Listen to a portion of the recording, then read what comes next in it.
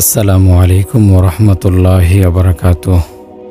প্রিয় পরিণতি চ্যানেলের শ্রোতা বন্ধুরা, আশা করি আল্লাহ পাক রব্বুল আলমিনের অশেষ মেহেরবানিতে আপনারা সকলে ভালো আছেন।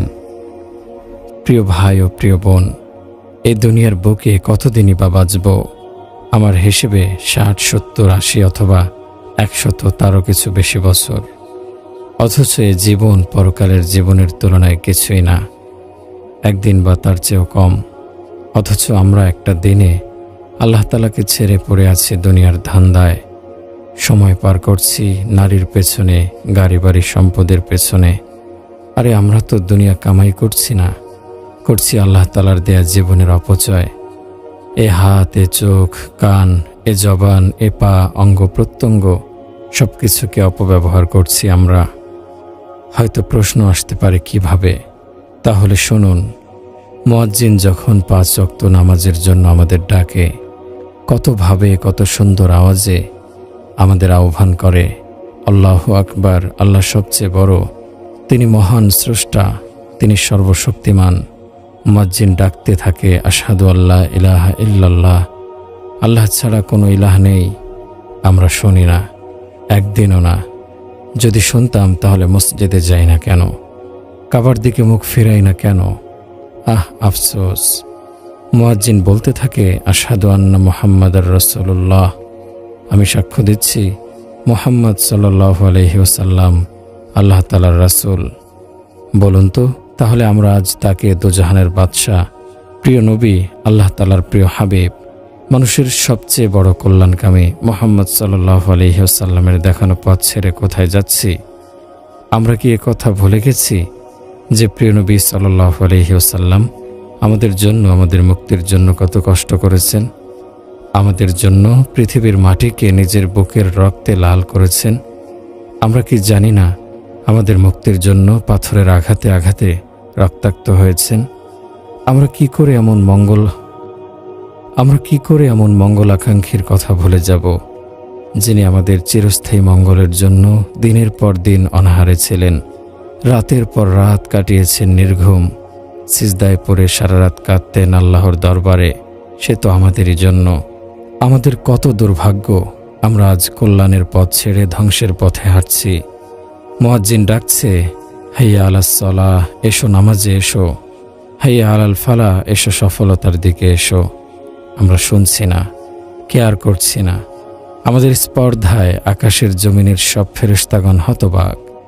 আমাদের অহংকার দেখে, আমাদের বেয়াদবি দেখে স্তব্ধ আকাশ, মাটি, পাহাড়, সাগর।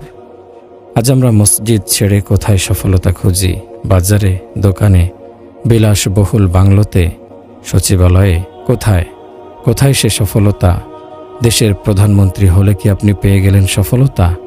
অনেকগুলো সার্টিফিকেট আর টাকার পাহাড়ে চড়ে কি মনে করছেন আপনি সফল? বলুন তো, এ সফলতা কতদিনের জন্য, কত শতাব্দীর জন্য, কয় শত বছর ধরে আমি থাকতে পারবো পৃথিবীতে? না। হায়, আমরা কত অবুঝ, কত অবদ্ধ, বেপরোয়া, কত বোকা। আমরা অনন্ত আনন্দময় সে জীবনের সফলতাকে গ্রহণ না করে কুড়িয়ে নিচ্ছি দুনিয়ার দুদিনের সফলতা, যার স্বাদ গ্রহণ করতে না করতেই জীবনের চাকা থেমে যায়। সেদিন আমার কোনো বন্ধু থাকবে না নেক আমলগুলো ছাড়া। রোজ হাসরের সে অচেনা মাঠে আফসোসের সীমা থাকবে না। দুনিয়ার জীবনের কথা মনে করে কাঁদবো, আফসোস করে বলবো, হায় আমি কি করে এসেছি, কি নিয়ে মহাপরীক্ষার জন্য হাজির হয়েছি। আমি তো ধ্বংস হয়ে গেছি, শয়তানের ধোঁকায় পড়ে নিজেকে বরবাদ করেছি। কি লাভ হবে সেদিন এসব চিন্তায়, অনর্থক কান্নায়? এ কান্নার প্রয়োজন তো হলো দুনিয়ার জিন্দেগিতে। আল্লাহ পাক তো বলেছেন, আমার হুকুমের খাঁচায় নিজেকে বন্দী করো, আর আমার হাবিবের আদর্শে, তার তরিকায় সোনালি শিকলে নিজেকে বাঁধো। আজ আমরা নির্বোধের মতো কি করছি? শয়তানের ধোঁকায় পড়ে স্বাধীনতার স্বাদ নিতে গিয়ে সর্বনাশ করছি। আমরা আজ শয়তানের ধোঁকায় পড়ে আহত, রক্তাক্ত, স্বাধীনতার নামে শিরক করছি, জিনা করছি, চগলখুরি করছি, নামাজ রোজা ছেড়ে দিয়েছি, সম্পদ কমে যাবে এ ভয়ে জাকাতও দিচ্ছি না। আমরা গুনাহকে গুনাহ মনে করছি না, সুদ ঘুষকে হালাল করে নিয়েছি। চুরি, ডাকাতি, খুন, ধর্ষণ সবই তো আমাদের দ্বারা হচ্ছে, কোনো পাপই তো আমরা ছাড়ছি না। আমরা কিভাবে, কোন সাহসে আল্লাহ তাআলার আযাব গজব থেকে নির্ভয় হয়ে আছি? মনে রাখবেন, এই ধৃষ্টতার জবাব আমায় দিতে হবে। সেদিন দাঁড়াতে হবে আসামের কাঠগড়ায়। উত্তপ্ত সূর্যের নিচে এ পাপ আমাকে সেদিন নিক্ষেপ করবে ঘাম পৌজ আর দূষিত রক্তের সমুদ্রে। সেদিন কাঁদব, বাঁচাও বাঁচাও বলে চিৎকার করব, ক্ষমা চাইব আল্লাহ তাআলার কাছে। কি লাভ হবে? আমার কান্না বিফলে যাবে। হে ভাই ও বোন, আসুন পরকালে যেন কাঁদতে না হয় সে ব্যবস্থা করি। সময় থাকতে আল্লাহর পথে ফিরে আসি।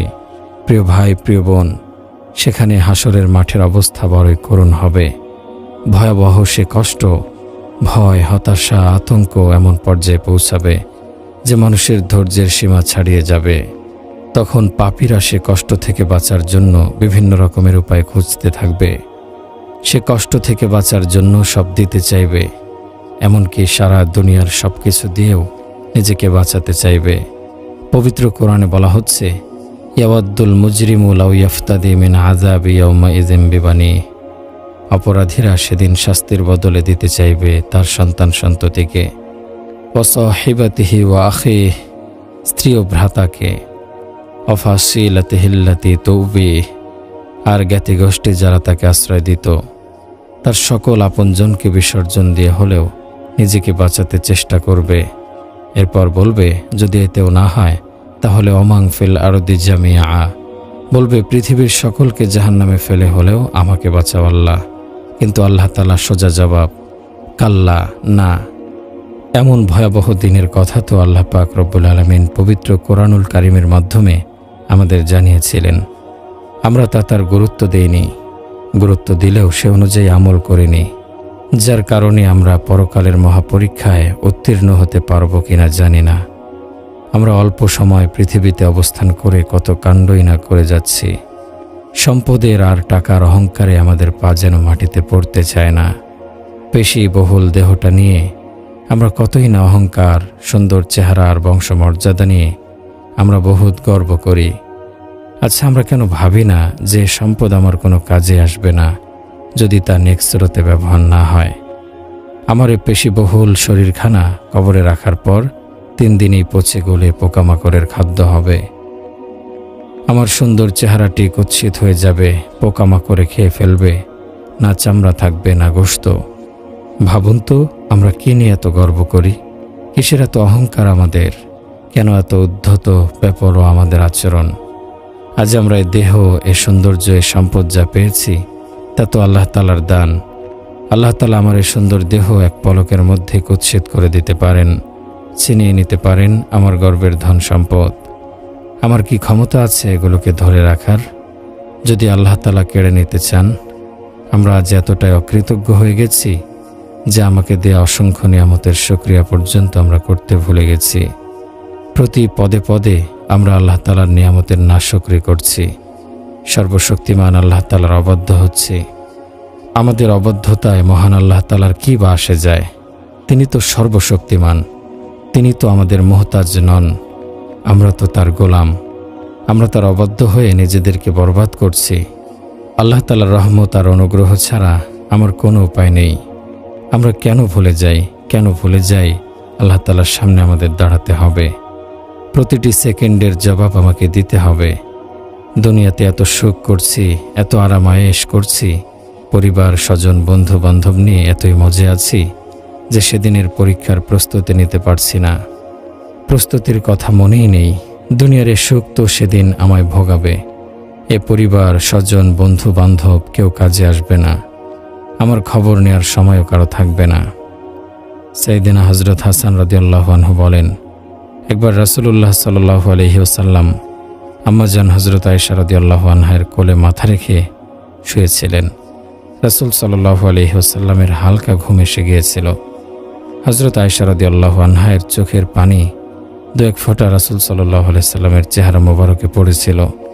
হালকা ঘুমেছিলেন, উষ্ণ পানির ছোঁয়ায় তিনি চোখ মেলে তাকালেন। দেখেন হযরত আয়েশা রাদিয়াল্লাহু আনহা কাঁদছেন। রাসূলুল্লাহ সাল্লাল্লাহু আলাইহি ওয়াসাল্লাম কিছুটা হতবাক হয়ে জিজ্ঞেস করেন, হে আয়েশা, তুমি কাঁদছো কেন?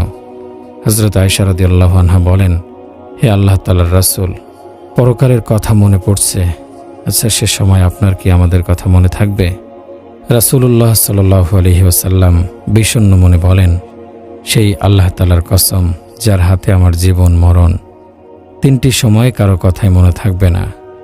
যখন মিজানের পাল্লায় কর্মের ওজন করা হবে, তখন মানুষ ভয়ে অস্থির থাকবে। কি জানি কোন পাল্লা আজ ভারী হবে, পাপের না পুণ্যের? আমলনামা ডান হাতে না বাম হাতে দেয়া হবে। আর পুলসিরাত পার হওয়ার সময় আম্মাজান হযরত আয়েশা রাদিয়াল্লাহু আনহা বলেন, আমি রাসূলুল্লাহ সাল্লাল্লাহু আলাইহি ওয়াসাল্লামকে বলতে শুনেছি, হাসরের দিনে মানুষকে খালি পা নগ্ন দেহে জমা করা হবে। এ কথা শুনে আমি বললাম, হে আল্লাহ তাআলার রাসূল, নারী পুরুষ একে অপরকে অবস্থায় দেখবে না? তা তো বড় লজ্জার ব্যাপার। রাসূলুল্লাহ সাল্লাল্লাহু আলাইহি ওয়াসাল্লাম বলেন, হে আয়েশা, সেদিন বড় কঠিন অবস্থা হবে। মানুষ ভয়ে আতঙ্কে দুশ্চিন্তায় এতটাই অস্থির থাকবে যে একে অন্যকে দেখার বোঝার অনুভব করারও আগ্রহ থাকবে না। কারণ ভয়ানক সে অবস্থা থেকে পরিত্রাণ পেতে মানুষ দিশেহারা হয়ে যাবে। সেদিন হযরত জিবরাইল আলাইহিস সালাম ঘোষণা করবেন, অমুকের পুত্র অমুকের নেকির ওজন কম হয়েছে, সে ব্যর্থ হয়েছে, সে আর কখনো সফল হবে না। এ ঘোষণার পর জাহান্নামের আগুন ফুঁসে উঠবে। এরপর পাপীদেরকে শিকল দিয়ে বেঁধে ফেলা হবে একজনকে আরেকজনের সাথে। কোরআনে কারিমে ইরশাদ হচ্ছে, ওয়াতারাল মুজরিমিনা ইয়াওমাইযিম মুকাররানিনা ফিল আসফাদ। সেদিন তুমি পাপিষ্ঠদেরকে দেখবে শিকলে বাঁধা অবস্থায় একে অপরের সাথে। সারাবিলুহুম মিন কিতরানিন ওয়া তাগশা ওয়ুজুহাহুমুন নার। তাদেরকে আলকাতরার আগুনের জামা পরানো হবে, তাদের মুখ আগুনে ঢেকে যাবে। পাপীদের পোশাকও হবে আগুনের, সে জ্বলবে, সে আগুনে পুড়বে অনন্তকাল, মৃত্যু হবে না, আর্তনাদ করবে, কাঁদবে।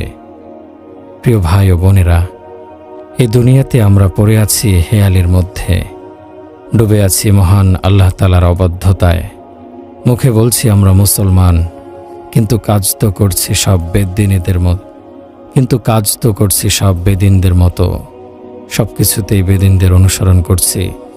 চাল চলন, ওঠা বসা, খাওয়া, পোশাক পরিচ্ছদ, সব কিছুতেই বেদিনদের অনুকরণ। কেন?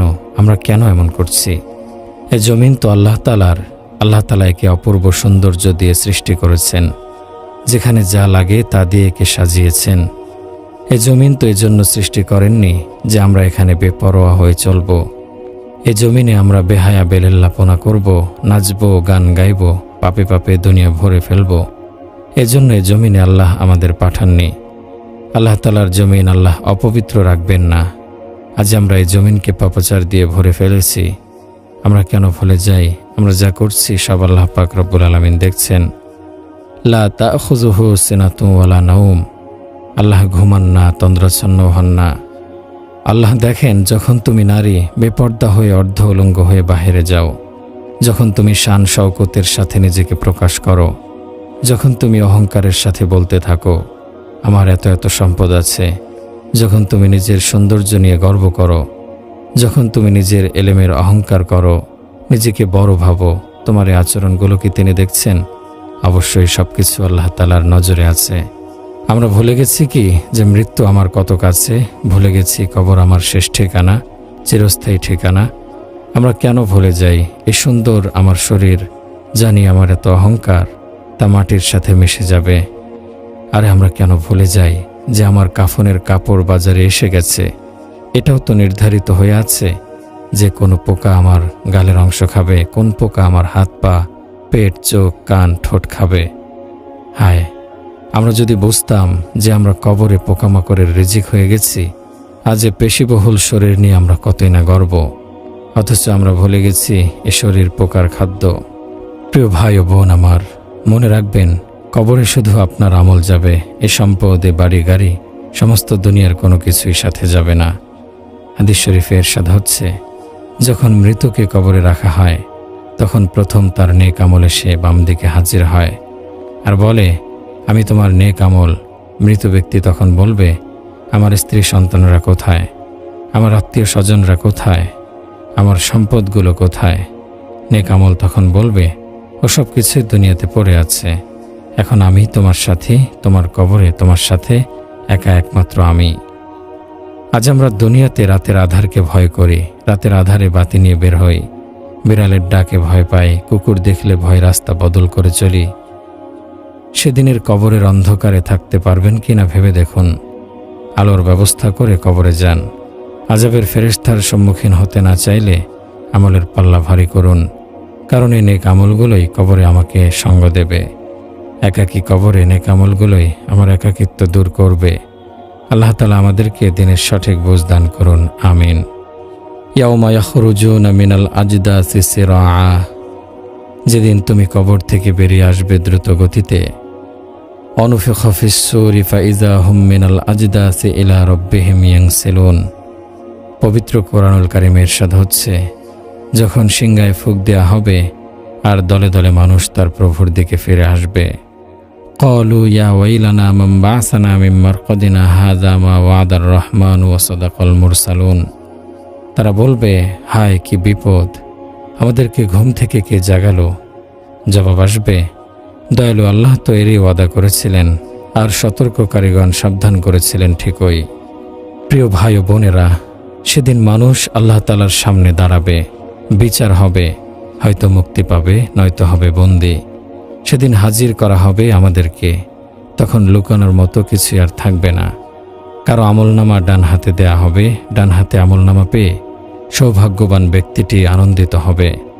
অন্যদেরকে বলবে, দেখো তোমরাও এটা পড়ে দেখো, এটা আমার আমলনামা, আমি আগেই জানতাম হিসাব আমাকে দিতেই হবে।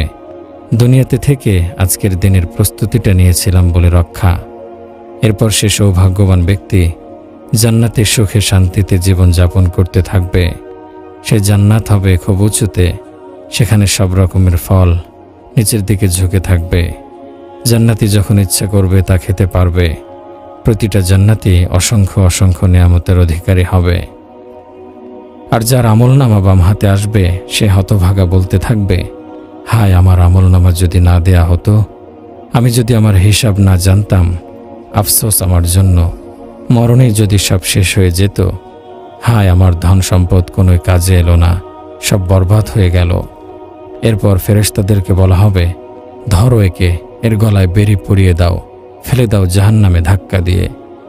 এদিন তো সেদিন মহাপরীক্ষার দিন, কৃতকর্মের ফলাফলের দিন, মহাশাস্তির দিন, যে দিনটি হবে 50,000 বছরের পরিমাণ। হযরত আবু সাঈদ খুদরি রাদিয়াল্লাহু আনহু বলেন, সাহাবায়ে কেরামগণ রাসূলুল্লাহ সাল্লাল্লাহু আলাইহি ওয়াসাল্লামকে প্রশ্ন করেন, হে আল্লাহ তাআলার রাসূল, সে দিনটি কত বড় হবে? প্রিয় রাসূল সাল্লাল্লাহু আলাইহি ওয়াসাল্লাম বলেন, যার হাতে আমার প্রাণ, সে আল্লাহ তাআলার কসম করে বলছি, সে দিনটি মুমিন বা বিশ্বাসী বান্দার জন্য একটা ফরজ নামাজ পড়ার সময়ের চেয়েও কম হবে, আর নাফরমানদের কাছে 50,000 বছরের মতো দীর্ঘ মনে হবে। কারণ এখান থেকেই তাদের অবাধ্যতার শাস্তি শুরু। তখন তারা টের পাবে তাদের অবাধ্যতা আর ধৃষ্টতা কত নিকৃষ্ট ছিল। 50,000 বছর ধরে দাঁড়িয়ে থাকতে হবে সূর্য তাপে। মাথার 1 বিঘত বা একটু বেশি দূরে নেমে আসবে সূর্য, তার আলো থাকবে না, শুধু তাপ থাকবে। অসহ্য যন্ত্রণাময় সে শাস্তি। একটু নড়াচড়ার ক্ষমতা থাকবে না, ঘেমে নিয়ে যাবে, চোখের পানি ঝরতে থাকবে, তাতে ডুবে যাবে টাকনো, এরপর কোমর, এরপর গলা, ঝরবে অনুতাপের অশ্রু। কিন্তু কি লাভ হবে? এ অনুতাপ যদি দুনিয়াতে করত, যদি সে অনুতাপের আর ভয়ের অশ্রু এক ফোঁটাও গড়িয়ে পড়ত তোমার চোখ থেকে, তাহলে সে পানিতে নেভে যেত জাহান্নামের আগুন। সেদিন অনুতাপ করতে করতে চোখের পানি শেষ হয়ে যাবে, এরপর চোখ দিয়ে ঝরবে রক্ত, রক্তের নদী বয়ে যাবে, সে রক্ত নদীতে সাঁতার কাটবে, ডুবে যাবে, আবার উঠবে, প্রচণ্ড গরম পানির নদীতে ফেলে দেয়া হবে, শরীর জ্বলে পুড়ে খসে পড়বে। অথচ এ শরীরের কত যত্ন করি আমরা, কত অমূল্য শরীর আমাদের। এ শরীরের জন্য হালাল হারাম বাজ বিচার করি না, চুরি করি, মিথ্যা বলি, সুদ ঘুষ বাদ দেই না এ শরীরের আরামের জন্য। নিজেকে বড় করার জন্য অন্যকে ছোট করি, গীবত করি। ঘুষের টাকায় আমাদের কত বিলাসিতা, ঘুষের কারি কারি টাকা কামাই করে আমাদের আজ কত অহংকার।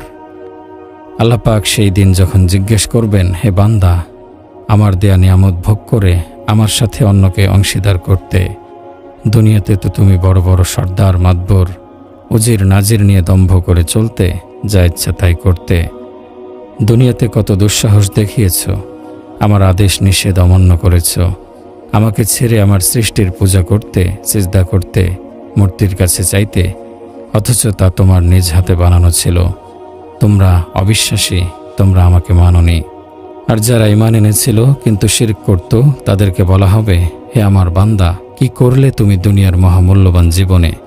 তোমার ঈমানদার হয়েও আমার অকৃতজ্ঞতা করেছ, আমাকে সিজদা না করে কবরে সিজদা করেছ, পীরকে সিজদা করেছ, মৃত ব্যক্তির কবরে গিয়ে ধন সম্পদ, সন্তান, সুখ শান্তি চেয়েছ, অথচ তার কোনো ক্ষমতা ছিল না। সে নিজেই ছিল অসহায়, আমার করুণা প্রার্থী। বান্দা, তুমি আমাকে ছেড়ে চলে গিয়েছিলে, আমাকে ডাকোনি, আমার সামনে মাথা নত করনি। তোমার জন্য আমি অপেক্ষায় থাকতাম। আমার বড় আকাঙ্ক্ষা ছিল তুমি আমার হবে, আমার কাছে মাথা নত করবে, আমার জিকির করবে, আমাকে শুধু ডাকবে সমস্ত বিপদ আপদে, সুখে দুঃখে, চাইবে আমার কাছে। আমি চেয়েছিলাম বান্দা তুমি আমার হবে, যদি তুমি আমার হতে আমিও তোমার হয়ে যেতাম। বান্দা, তুমি কি করলে? আমার সামনে আমার অবাধ্য হয়ে কেন এলে? কেন আমার অনুগত বান্দা হয়ে আমার কাছে এলে না? তোমাদের সংশোধনের জন্য যুগে যুগে কত নবী পাঠিয়েছি, কত রাসূল পাঠিয়েছি, কত দায়ী, মুবাল্লিগ, আলেম, মুহাদ্দিস, মুফাসসির, পীর বুজুর্গ ছিল। তারা তো তোমাদের কাছে আমার আদেশ নিষেধগুলো বলেছিল, আমার পথে ডেকেছিল তোমাদের। তোমরা এলে না, বুঝলে না, তাদের কথা শুনলে না। কারো কথা অবহেলা করলে, ঠাট্টা করলে, অস্বীকার করলে, অথচ তাদের কাছে ছিল প্রকাশ্য প্রমাণ, অকাট্য দলিল। সে পথ ছিল সাফল্যের, কল্যাণের। সেদিন কি জবাব দেব? আল্লাহ যখন জিজ্ঞেস করবেন, হে বান্দা, কি কারণে পিতামাতার সাথে খারাপ ব্যবহার করেছিলে?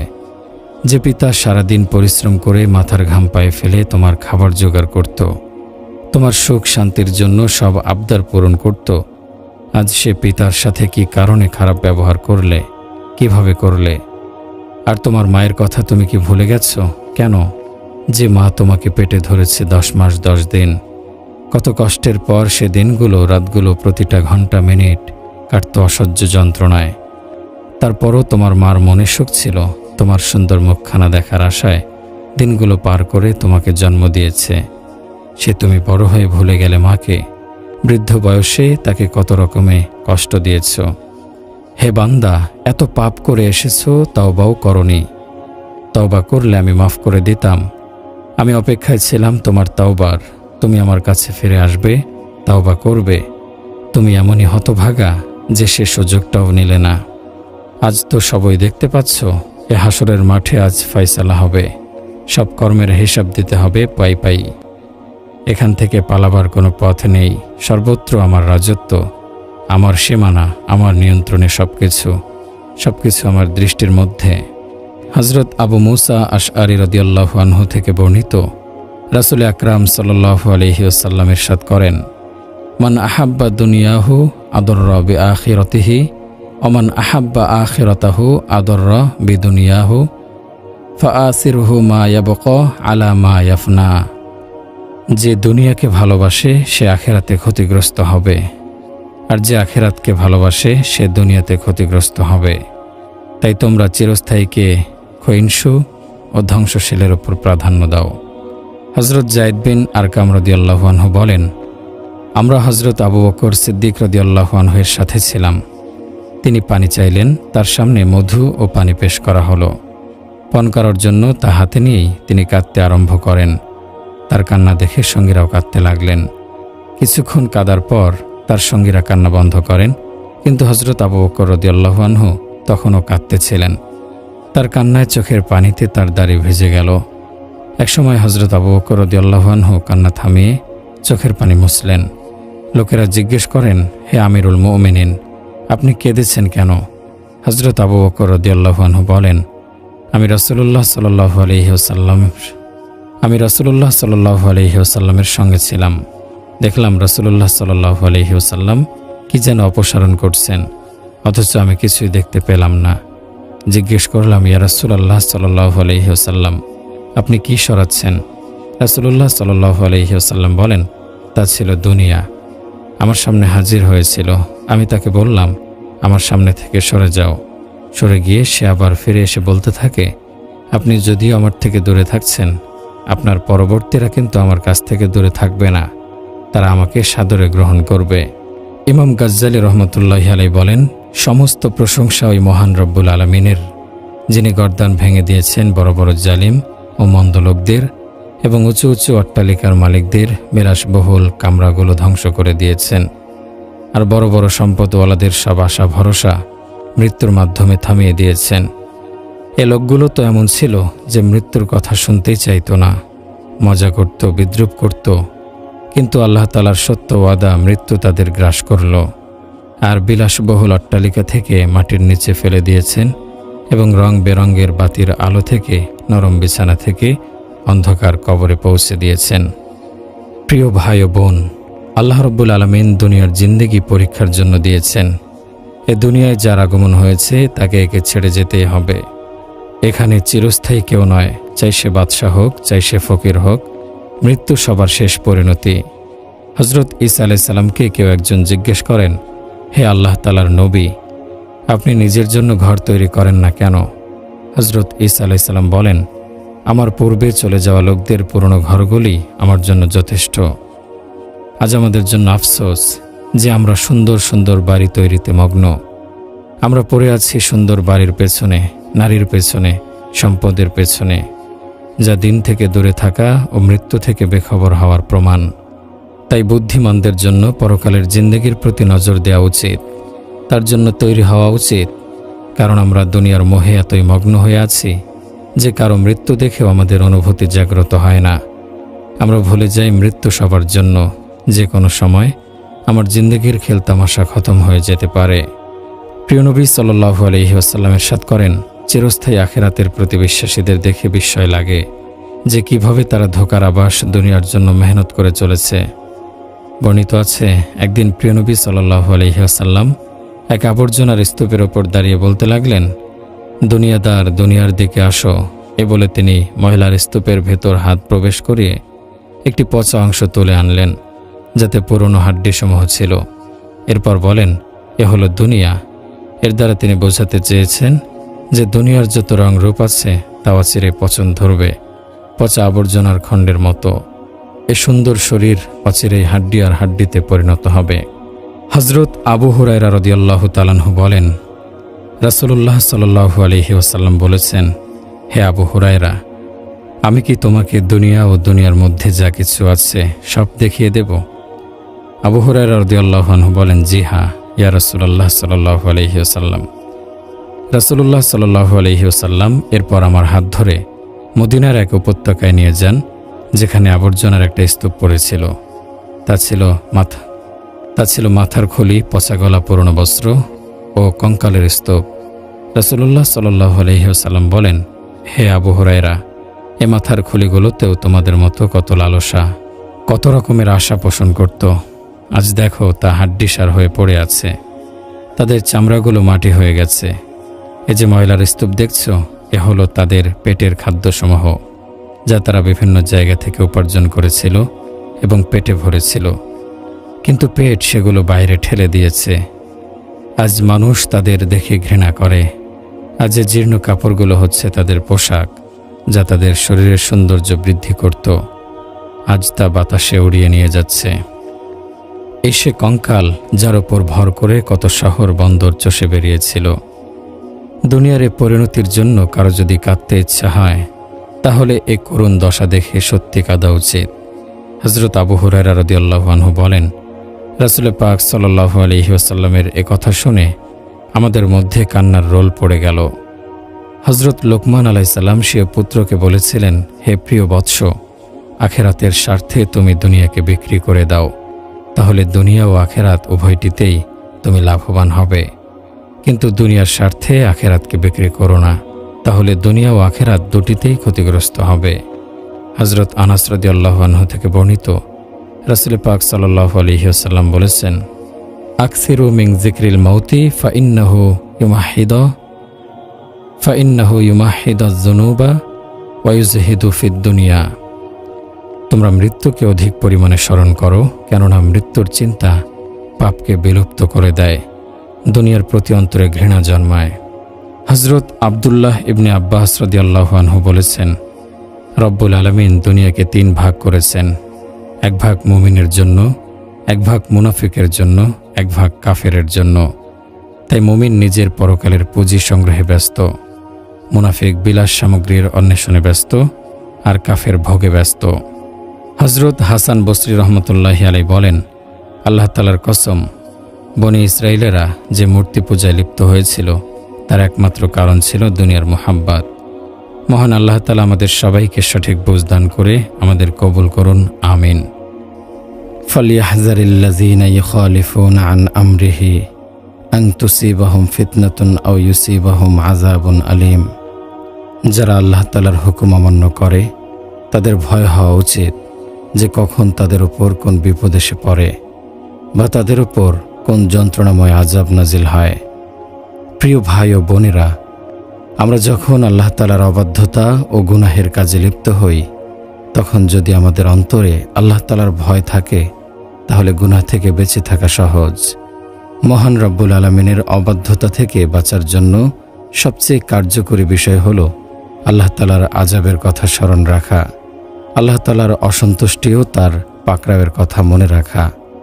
একবার রাসূল আকরাম সাল্লাল্লাহু আলাইহি ওয়াসাল্লাম একজন মুমূর্ষু যুবকের কাছে তাশরিফ নিয়ে যান। যুবকটি তখন মৃত্যুর খুব কাছাকাছি ছিল। রাসূলুল্লাহ সাল্লাল্লাহু আলাইহি ওয়াসাল্লাম যুবকটিকে জিজ্ঞেস করেন, এ মুহূর্তে তোমার অনুভূতি কেমন? যুবকটি বলে, ইয়া রাসূলুল্লাহ সাল্লাল্লাহু আলাইহি ওয়াসাল্লাম, আমার মনে আশার সঞ্চার হয়, আবার গুনাহের কারণে ভয় অনুভব করি। এরপর রাসূল সাল্লাল্লাহু আলাইহি ওয়াসাল্লাম বলেন, এরূপ অবস্থা কোনো বান্দার অন্তরে উদয় হলে আল্লাহ পাক তাকে অবশ্যই আশানুরূপ ফল দান করবেন এবং যে বিষয় থেকে সে ভয় করত তা থেকে তাকে মুক্তি দেবেন। আল্লাহ তাআলার নবী হযরত ঈসা আলাইহিস সালাম বলেছেন, জান্নাতের আকাঙ্ক্ষা এবং জাহান্নামের ভয় মানুষকে ধৈর্য ধারণ, দুনিয়াবী আরামায়েশ থেকে বিরত রাখে, প্রবৃত্তির বিরোধিতা এবং পাপাচার পরিহারে অভ্যস্ত করে তোলে। সাইয়েদানা হযরত হাসান রাদিয়াল্লাহু আনহু বলেন, তোমাদের পূর্বে যেসব মহান ব্যক্তিগণ দুনিয়া থেকে প্রস্থান করেছেন তারা সমস্ত জীবন অসংখ্য কঙ্কর পরিমাণ স্বর্ণ আল্লাহ তাআলার রাস্তায়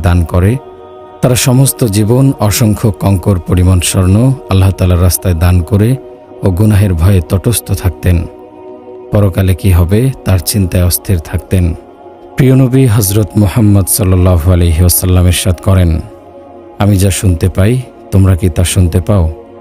আমি শুনছি আকাশমণ্ডলী কড়কড় আওয়াজ করছে। সে পবিত্র সত্তার কসম, যার কুদরতি হাতে আমার জীবন। আসমানে 4 আঙ্গুল পরিমাণ জায়গাও এমন নেই যেখানে কোনো ফেরেশতা মহান আল্লাহ তাআলার সামনে সিজদা অথবা দাঁড়ানো অথবা রুকু অবস্থায় মগ্ন না আছে।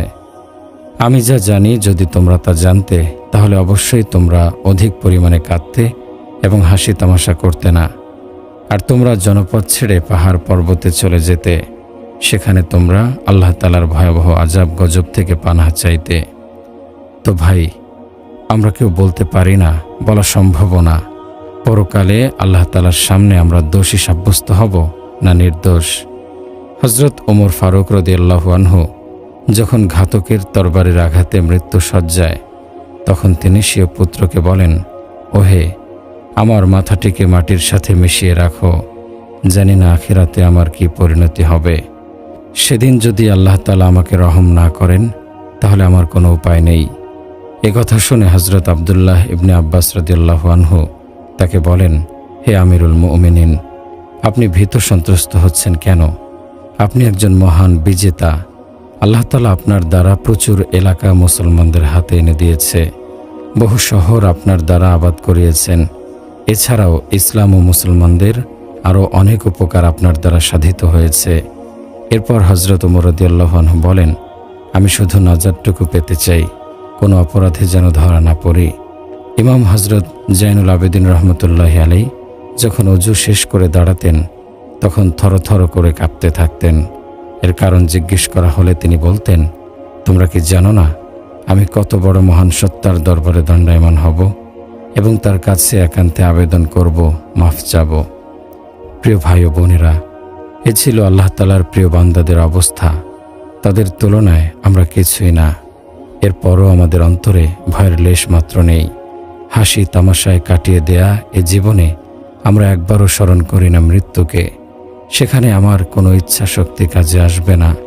মৃত্যুর কাছে অসহায়ভাবে আত্মসমর্পণ করা আমাদের জন্য নির্ধারিত। হারিয়ে যাব মাটির গভীরে, শরীরের হাড়গুলো বিচ্ছিন্ন হয়ে খসে পড়বে।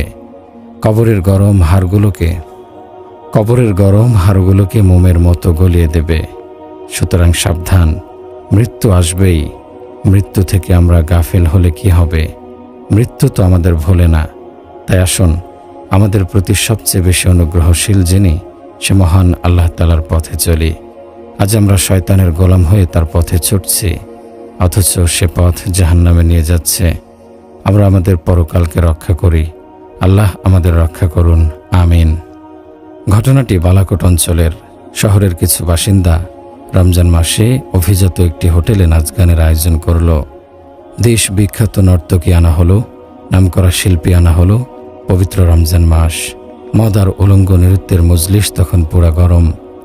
এ আল্লাহ তাআলার বান্দাদের না পবিত্র রমজান মাসের কথা স্মরণ আছে, না নিজেরা রোজা রেখেছে। তাদের মনে আসেনি এ রমজান মাস মাগফিরাতের, রহমতের ও নাজাতের মাস। এ মাসে মহান আল্লাহ রব্বুল আলামিন বান্দার জন্য রহমতের দরজা খুলে দেন, মাগফিরাতের দরজা খুলে দেন, জাহান্নামের আযাব থেকে মুক্তি দেন।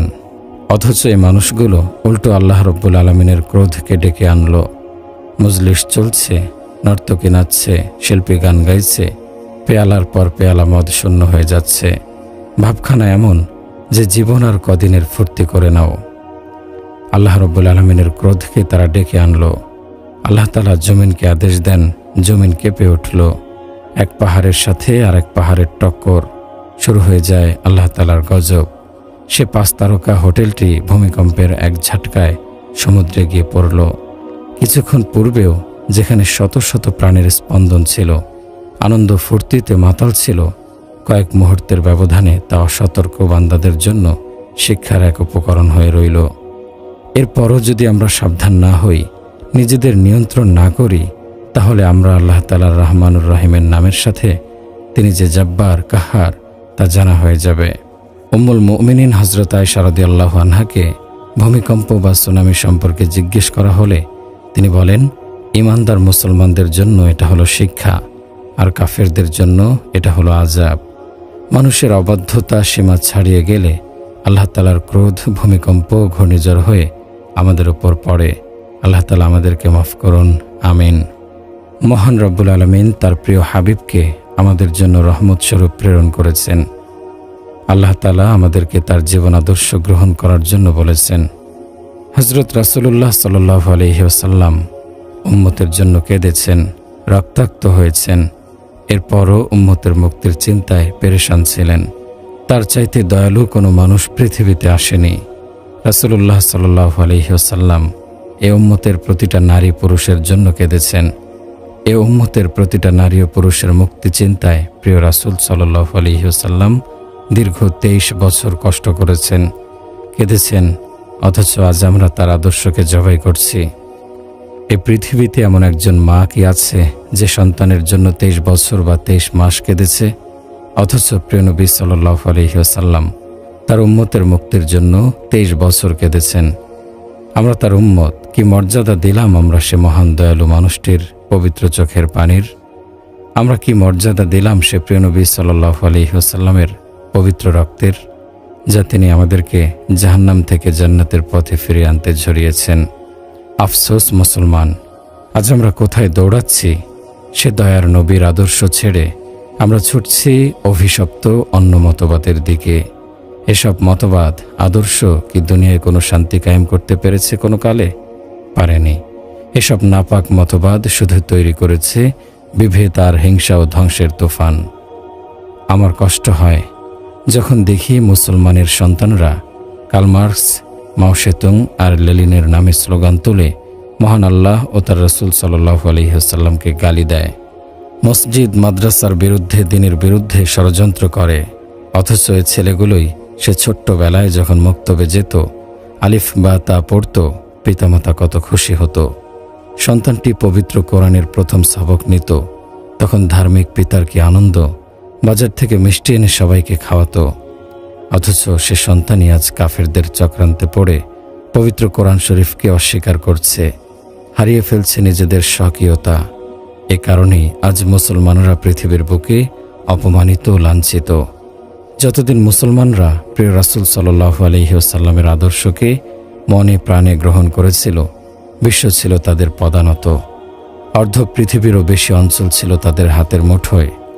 আজ পৃথিবীর মুসলমানরা যখন নবীর আদর্শকে ভুলে গেল, দাওয়াত ভুলে গেল, দুনিয়ার মোহে পড়ে নিজেদেরকে কাফিরদের রঙে রঙিন করল, তখন থেকেই শুরু হলো পতন।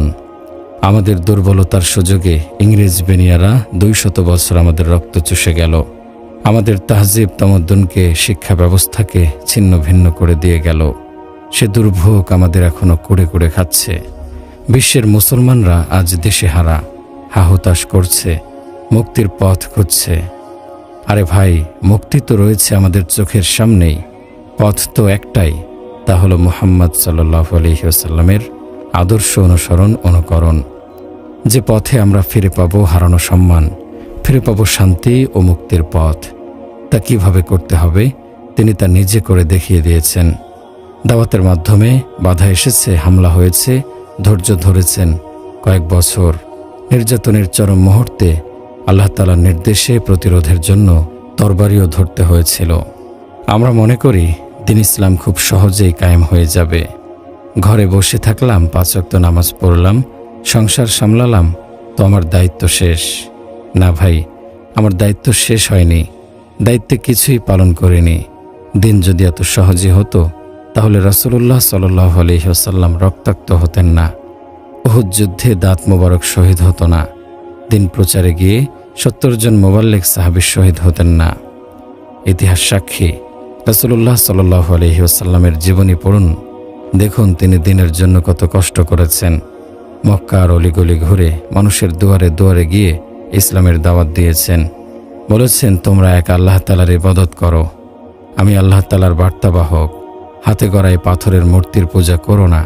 মক্কার কাফেররা খেপে গেল। সে মহান মানুষটিকে গালমন্দ করল, পাগল বলল, জাদুকর বলল।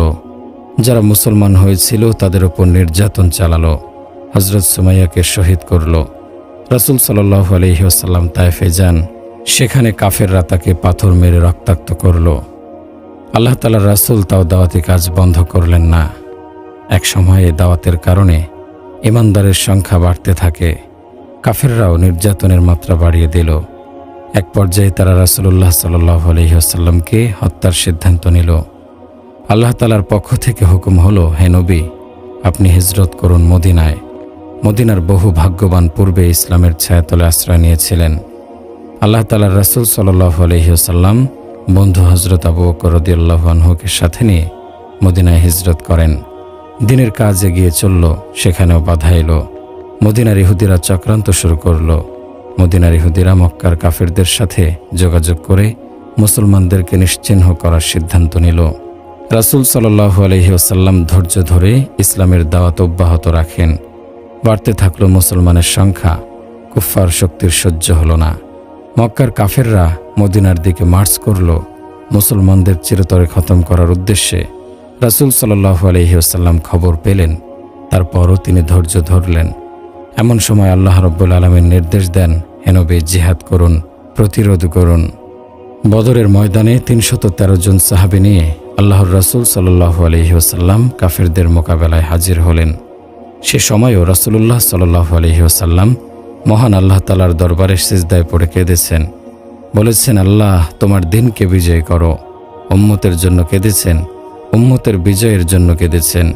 কারণ সেদিন যদি মুসলমানরা পরাজিত হতো তাহলে ইসলামের জ্বলন্ত মশালকে কাফেররা নিভিয়ে দিতে চেষ্টা করত। আর এই দাওয়াতি মিশন থেমে গেলে পথহারায় উম্মতের কী উপায় হতো? হে মুসলমান, শোনো, ইতিহাস বলা আমার উদ্দেশ্য নয়।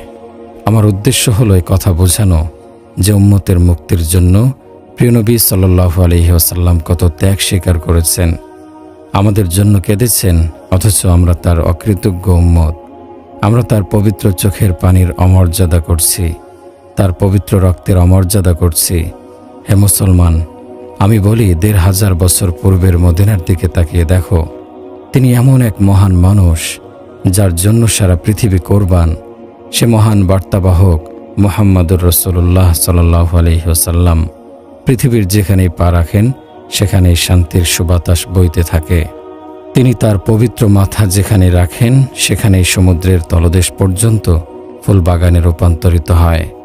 যিনি মাটির পৃথিবীতে জান্নাত জাহান্নাম দেখতে পান, আল্লাহ তাআলার প্রিয়তম দোস্ত, যার মর্যাদার দতি সমগ্র জগৎ থেকে শুরু করে প্রথম আসমান, দ্বিতীয় আসমান, তৃতীয়, চতুর্থ, পঞ্চম, ষষ্ঠ থেকে সপ্তম আকাশ, এরপর সিদরাতুল মুনতাহা, এরপর আরশে মুআল্লা, এখানেই শেষ নয় তার মঞ্জিল।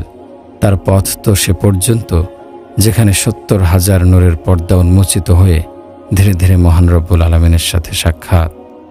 প্রিয় ভাই, প্রিয় বোন, এত মহান যার মর্যাদা, তিনি প্রিয় নবী সাল্লাল্লাহু আলাইহি ওয়াসাল্লাম আপনার আমার জন্য মদিনায় বসে কেঁদেছেন। তিনি আমাদের জন্য এতই কাঁদতেন যে তার চোখের জলে দাঁড়িয়ে ভিজে যেত বক্ষ মোবারক। তিনি আরাফায় কেঁদেছেন, মিনায় কেঁদেছেন, বাইতুল্লায় কেঁদেছেন। মধ্যরাতে তার কান্নায় জোশ উঠে যেত আরশে আজিমেও। কেঁদে কেঁদে তিনি বলতেন, হে আল্লাহ। হযরত ইব্রাহিম আলাইহিস সালাম বলতেন, মাফ করে দাও। ঈসা আলাইহিস সালাম বলেছিলেন, মাফ করে দাও। হে আল্লাহ, আমিও বলছি, উম্মতি উম্মতি, আমার উম্মতকে ক্ষমা করে দাও, আমার উম্মতকে ক্ষমা করে দাও। এ কথা বলে তিনি এমনভাবে কাঁদতেন, হযরত জিবরাইল আলাইহিস সালাম ছুটে আসতেন, বলতেন, আল্লাহ তাআলা জিজ্ঞেস করেছেন, হে নবী, আপনার কি হয়েছে? রাসূল সাল্লাল্লাহু আলাইহি ওয়াসাল্লাম বলেন, আমার গুনাহগার উম্মতের ভাবনা আমাকে কাঁদাচ্ছে। জবাবে আল্লাহ পাক বলতেন, কাঁদতে হবে না আপনাকে, আমি আপনার উম্মতের ব্যাপারে খুশি করে দেব। প্রিয় ভাই ও বোনেরা, আসুন আমরা একটু ভেবে দেখি আমরা কি করছি। যিনি আমাদের মুক্তির জন্য এত কেঁদেছেন, এতটা পেরেশান ছিলেন, এতটা ভেবেছেন, তার আদর্শকে ভুলে গেছি। আমাদের অন্তর যদি মরে গিয়ে না থাকে, আমাদের অন্তর যদি পাথর না হয়ে থাকে, আমরা যদি বিবেকবান হয়ে থাকি, তাহলে অন্তর অবশ্যই বলবে আমরা যা করছি সবই ভুল। আজ আমরা যা করছি মুসলমান হিসেবে তা আমাদের জীবনের লক্ষ্য হতে পারে না। এই যে আমরা আমাদের জীবন ধারণ পদ্ধতিতে বিজাতীয় কালচার লালন করছি, ইসলামী শরীয়তের সাথে এর কি কোনো সম্পর্ক আছে? এই যে বিয়ে শাদিতে গায়ে হলুদের নামে হিন্দুয়ানি সংস্কৃতি পালন করছি, মেহেদি উৎসবের নামে উলঙ্গপনা করছি, জন্মদিন পালনের নামে হাজার হাজার টাকার অপচয় করছি, মৃত্যুবার্ষিকীর নামে ওরস করছি, মাজারের নামে শিরক করছি, কবরে আগরবাতি মোমবাতি জ্বালিয়ে যা করছি তা তো পরিষ্কার শিরক। আজ তো দেখা যায় মাজারগুলোতে নারী পুরুষ বেপর্দা হয়ে গান বাজনা করছে, সিজদা করছে, মাজারের নামে মানত করছে। এসব শিরক আজ দেদারসে পালন হচ্ছে। সরল প্রাণ মুসলমানেরা এসব ভণ্ডদের খপ্পরে পড়ে ঈমান আমল সব বরবাদ করছে। সাবধান মুসলমান। রাসূলুল্লাহ সাল্লাল্লাহু আলাইহি ওয়াসাল্লাম লানত করেছেন যে ব্যক্তি কবরে বাতি জ্বালায়, কবর জিয়ারতকারী মহিলাকে, মাজারে সিজদাকারীকে। আপনারা এসব করে রাসূলুল্লাহ সাল্লাল্লাহু আলাইহি ওয়াসাল্লামের লানতের মধ্যে পড়বেন না। আল্লাহ তাআলার সাথে শিরক করে নিজেকে অভিশপ্ত বানাবেন না। নিজের ঈমান আমলকে হেফাজত করুন। সেদিনের কথা ভাবুন যেদিন আপনাকে মহান আল্লাহ তাআলার সামনে দাঁড়াতে হবে। জবাব দিতে হবে প্রতিটা কাজের, প্রতিটা সেকেন্ডের জবাব দিতেই হবে। কি জবাব দেব? জীবনে কত পাপ করেছি, শিরক করেছি, আল্লাহ তাআলার কাছে না চেয়েছি মৃত আত্মার কাছে, আল্লাহ রাব্বুল আলামিনকে সিজদা না করে করেছি মৃত পীরকে। আজ কিছু কিছু অতি উৎসাহী মানুষ মাজার কবরকে ইবাদতের স্থান বানিয়ে নিয়েছে। মাজারকে আলোকিত করে মোমবাতি জ্বালিয়ে, মাজারকে সুবাসিত করে আগরবাতি আর গোলাপ জল দিয়ে। হায় মূর্খ, অন্যের কবরে বাতি না জ্বালিয়ে নিজের কবরের চিন্তা করো। চিন্তা করে দেখো নিজের কবরকে আলোকিত করার মতো আমল তোমার কামাই হয়েছে কিনা, নিজের কবর সুবাসিত করার রসদ তোমার অর্জন হয়েছে কিনা। যদি না হয়ে থাকে তাহলে কি লাভ অন্যের কবরে মোমবাতি জ্বালিয়ে আলোকিত করে? সে কঠিন হাসরের দিনে তোমার কৃতকর্মের জবাব তোমাকেই দিতে হবে। নিজের আমল যদি শূন্য থাকে তাহলে পীর সেদিন তোমাকে কোনো উপকারী করতে পারবে না। অথচ এই পীর তোমাকে টেনে নিয়ে গেছে শিরকের পথে। সেদিন তোমার আমল তোমাকে বাঁচাবে, কেউ তোমাকে রক্ষা করতে আসবে না। সেদিন সবাই নিজেকে নিয়ে পেরেশান থাকবে। সেখানে সবাই একাকী হবে। মা সন্তানকে ভুলে যাবে, স্বামী স্ত্রীকে চিনবে না, সন্তানরা সঙ্গ ছেড়ে দেবে, বন্ধুরাও মুখ ফিরিয়ে নেবে। সকলেই ভাববে নিজের কথা। হাত কথা বলবে, হে আল্লাহ, আমি এই হাত দ্বারা অন্যায় করেছিলাম। পা বলবে, আমি তোমার অবাধ্য হয়েছিলাম। পেট কথা বলবে, প্রতিটা অঙ্গ প্রত্যঙ্গ আমার বিরুদ্ধে সাক্ষ্য দেবে। অপরাধী সেদিন এ বলে আক্ষেপ করবে, ইয়াওয়াদ্দুল মুজরিমু লাউ ইয়াফতাদি মিন আযাবি ইয়াউমি ইযিন বিবানিহি। অপরাধী সেদিন শাস্তির বদলে দিতে চাইবে তার সন্তান সন্ততিকে। অসহিবাতিহি ওয়া আখিহি ওয়া ফাসিলাতিহি আল্লাতী তুবি, তার স্ত্রী ও ভ্রাতাকে, তার জ্ঞাতি গোষ্ঠী যারা তাকে আশ্রয় দিত। অমান ফিল আরদি জামিআ, এবং পৃথিবীর সকলকে। অপরাধীরা সেদিন বলবে, পৃথিবীর সকল মানুষকে জাহান্নামে নিয়ে হলেও আমাকে বাঁচাও আল্লাহ। কিন্তু আল্লাহ তাআলা পরিষ্কার জবাব, কাল্লা, না, কখনো না। প্রিয় ভাই ও বোনেরা, আমাদের লক্ষ্য তো হওয়া উচিত আল্লাহ তাআলার সন্তুষ্টি, আল্লাহ তাআলার অপছন্দের পথ পরিহার করে প্রিয় রাসূল সাল্লাল্লাহু আলাইহি ওয়াসাল্লাম যেভাবে বলেছেন সেভাবে জীবনকে সাজানো। আল্লাহ ও তার রাসূলের অসন্তুষ্টিতে ভরা যে জীবন, তা কোনো জীবনই না। এমন জীবনের কোনো মূল্য নেই। মরে গেলাম তো আমার আর কোনো উপায় থাকলো না। আমলবিহীন কবরে যাওয়া মানে নিজেকে জাহান্নামের ইন্ধন বানানো। তাই সকলের উচিত পরকালের পুঁজি সংগ্রহ করে কবরে যাওয়া। মহান রব্বুল আলামিন পরম দয়ালু, তিনি বান্দার সব কিছুই জানেন। তার কাছে আত্মসমর্পণ করে নিজেকে পরকালের জন্য প্রস্তুত করাই আমাদের মূল কাজ। আর রাসূলুল্লাহ সাল্লাল্লাহু আলাইহি ওয়াসাল্লামের সাথে আমাদের সম্পর্ক জোড়া লাগানোরও তো এখনই সময়। তিনি তো আমাদের জন্যই কেঁদেছেন, পেটে পাথর বেঁধেছেন, তারে যুক্ত জামা পরেছেন, এত কষ্ট করেছেন যেন আমরা জান্নাতের পথে ফিরে আসি, যেন আমরা বিপদগ্রস্ত না হই। সুতরাং আসুন আমরা নিজেকে তার আদর্শে গড়ে তুলি, তাহলে আমরা পাব সুন্দর সুশৃঙ্খল সমাজ, সুন্দর দেশ। আল্লাহ তাআলা আমাদের সবাইকে সঠিক বুঝ দান করুন, আমিন। প্রিয় ভাই ও বোনেরা, সাহাবায়ে কেরাম ও তাদের স্ত্রী সন্তানগণের কথা ভেবে দেখুন। দ্বীনের জন্য তারা অতুলনীয় কোরবানি দিয়েছেন। নিজেদের জীবন, নিজেদের সম্পদ সব হারাতে হয়েছে, তবুও ঈমানের কোরবানি দেননি। তারা আমাদেরকে জানিয়ে দিয়ে গেছেন যে মুসলমান দুনিয়াতে সম্পদ কামাই করতে করতে কবরে যাবার জন্য আসেনি। মুসলমানের লক্ষ্য হলো কালেমার বাণী পৃথিবীব্যাপী ছড়িয়ে দেয়া, কালেমার পতাকা উঁচু করা। সে সময়ের মায়েরা ছেলেদেরকে জিহাদে প্রেরণ করতেন আর বলতেন, যাও আল্লাহ তাআলার পথে নিজেকে কোরবান করে দাও। স্ত্রী স্বামীকে বলতো, যাও আল্লাহ তাআলার পথে নিজের জীবনকে কোরবান করে দাও। সে যুগের মহিলারা তাদের কোমল হৃদয়খানাকে পাথর বানিয়ে নিয়েছিলেন। আল্লাহ তাআলার দ্বীনের জন্য যে কোনো কোরবানি দিতে তারা তৈরি থাকত। সে যুগের মহিয়সী নারীরা যদি কোমল হৃদয়কে পাথর না বানাতো, তাহলে আজ দুনিয়াতে কালেমা পড়ার মতো কেউ থাকতো না। তাদেরও তো বাসনা ছিল নয়নের মণি প্রিয় সন্তানটি তাদের চোখের সামনে থাকবে। স্ত্রীরও কামনা ছিল তার সুখ দুঃখের সাথী হয়ে প্রাণপ্রিয় স্বামী তাদের ছেড়ে কোথাও না যাক। কিন্তু তারা সব চাওয়া পাওয়াকে তুচ্ছ করে আল্লাহ তাআলার সন্তুষ্টিকে প্রাধান্য দিয়েছেন। বুকে পাথর চাপা দিয়ে মা বলেছেন, যাও বাছাধন। স্ত্রী বলেছে, যাও আমার মাথার তাজ। আল্লাহ তাআলার দ্বীনের জন্য নিজেকে কোরবান করে দাও। আমরা তোমাদের বিয়োগ ব্যথা সহ্য করতে পারব, আমরা ধৈর্য ধারণ করব। হযরত উম্মে ফজলের কথা চিন্তা করুন। তিনি হযরত আব্বাস রাদিয়াল্লাহু আনহু এর স্ত্রী। তাদের 10 পুত্র ছিল, সবাই আল্লাহ তাআলার পথে শহীদ হয়েছেন। ফজল ইবনে আব্বাস রাদিয়াল্লাহু আনহু শামে বর্তমান সিরিয়ায় শহীদ হয়েছেন। ওবায়দুল্লাহ ইবনে আব্বাস রাদিয়াল্লাহু আনহু ইয়েমেনে শহীদ হয়েছেন। আব্দুর রহমান ইবনে আব্বাস রাদিয়াল্লাহু আনহু আফ্রিকায় শহীদ হয়েছেন। কাদাম ইবনে আব্বাস রাদিয়াল্লাহু আনহু সমরকান্দে শহীদ হয়েছেন। কাসির ইবনে আব্বাস রাদিয়াল্লাহু আনহু ইয়ানবুতে শহীদ হয়েছেন। কোনো সন্তানই মায়ের চোখের সামনে মৃত্যুবরণ করেনি। তাদের এক একজনের কবর এক এক স্থানে। সে যুগের মহিলারা যদি এ যুগের মহিলাদের মতো হতেন, তাহলে আজ এ জগতে আল্লাহ তাআলার নাম উচ্চারণ করার মতো কেউ থাকতো না। সে যুগের মায়েরাও যদি বলতেন, আমাদের ছেলেরা ব্যবসায়ী হবে, স্ত্রীরা যদি বলতেন, আমাদের স্বামীকে আমরা চোখের আড়াল হতে দেব না, তাহলে আজ দুনিয়াতে ইসলাম থাকতো না, ইসলাম আমাদের পর্যন্ত পৌঁছতো না।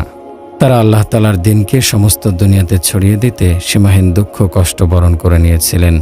ক্ষুধায় কষ্ট করেছেন। তাদের ঘর শূন্য ছিল, তাদের ঘরে খাওয়ার মতো কোনো রুটি ছিল না। দিনের পর দিন না খেয়ে থাকতেন, এরপরও ঈমানের দাবি পূরণ করতে পিছপা হননি। তাদের কাছে ঈমান ছিল সবার আগে। তারা তাদের অন্তরে চেতনাকে ধারণ করেছিলেন যে আমাদের আর কোনো কাজ নেই, আমাদের কাজ হলো আল্লাহ তাআলার দ্বীনকে দুনিয়াতে ছড়িয়ে দেয়া। আমাদের জীবন মরণ আল্লাহ তাআলার দ্বীনের উপর।